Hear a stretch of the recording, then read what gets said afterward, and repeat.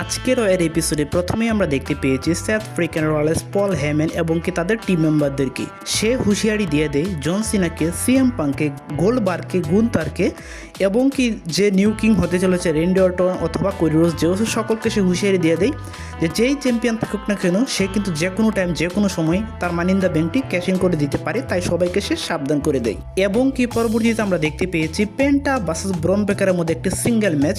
তো এই ম্যাচটি একটি ভালো ম্যাচ ছিল আমি বলবো আজকে রয়ের এপিসোডের জন্য। তো সেই ম্যাচটিতে কিন্তু আমরা দেখতে পেয়েছি ব্রন বেকার কিন্তু পেন্টাকে হারিয়ে দিয়ে এই ম্যাচটিতে জয়লাভ করতে সক্ষম হয়েছে এবং কি সেথ ফ্রিকেন রলেন্স এবং কি পেন্টার মধ্যে একটি দেখতে পেয়েছি একটি ফেস অফ। এবং কি আমরা দেখতে পেয়েছি ওমেন্সদের মধ্যে জেড কার্গিল ভার্সেস রক্সিনি পেরেজের মধ্যে একটি semifinal match queen of the ring এর জন্য। এই ম্যাচটিতে কিন্তু জেড কার্গিল জয়লাভ করতে পেরেছে এবং কি আমার লাস্ট ভিডিওগুলোতে আমি বলতেছিলাম যে জেড কার্গিল এই ম্যাচটিতে জয়লাভ করতে পারবে এবং কি জেড কার্গিল ভার্সেস আসুকার মধ্যে আমরা কুইন অফ দ্য রিং টুর্নামেন্টে ফাইনাল ম্যাচটি দেখতে চলেছি। তো জেড কার্গিল জয়লাভ করার পরপরই আমরা দেখতে পেয়েছি আসুকাকে। তো জেড কার্গিল এবং কি আসুকার মধ্যেও দেখতে পেয়েছি একটা ফেস অফ। এছাড়া আমরা ব্যাকস্টেজে দেখতে পেয়েছি এজ স্টাইলকে এবং কি অ্যাডম পিয়ার্সকে। তো আমরা জানতে পেরেছি যে ডার্টি ডম কিন্তু ইনজুরিতে পড়ে গিয়েছে, সেই কারণে কিন্তু এজ স্টাইল এবং কি ডোমিনিকের মধ্যে যে ম্যাচটি ছিল সেটি কিন্তু ক্যান্সেল হয়ে গিয়েছে। এছাড়া আমরা ব্যাকস্টেজে দেখতে পেয়েছি সেমিজেন এবং কি কেরিয়ান ক্রসের মধ্যে একটি সেগমেন্ট। তো আমরা দেখতে পাই যে সেমিজেন কিন্তু একটি পাঞ্চ মেরে দেয় কেরিয়ান ক্রসকে। তো তার সুবাদে আমরা দেখতে চলেছি নাইট অফ চ্যাম্পিয়নশিপে কেরিয়ান ক্রস ভার্সেস সেমিজেনের মধ্যে একটি সিঙ্গেল ম্যাচ। বেইলি এবং কি বেকি লিঞ্চের মধ্যে একটি ইন্টারকন্টিনেন্টাল চ্যাম্পিয়নশিপের জন্য ম্যাচ। তো ম্যাচটি কিন্তু আজকে একটি ভয়াবহ ম্যাচে ছিল, বাট এক মুহূর্তে আমরা দেখতে পাই লাইরা বেলকেরিয়া কিন্তু এই ম্যাচটিতে ঢুকে পড়ে। তো সেই কারণে কিন্তু ম্যাচটি হয়ে যায় একটি ট্রিপল থ্রেটের মতো। তো শেষ পর্যন্ত দেখতে পাই আমরা ম্যাচটি হয়ে যায় ডিসকোয়ালিফিকেশন এবং কি বেইলি এবং কি লাইরা বেলকেরিয়ার মধ্যে আমরা দেখতে পেয়েছি একটি ভয়ানক মুহূর্ত।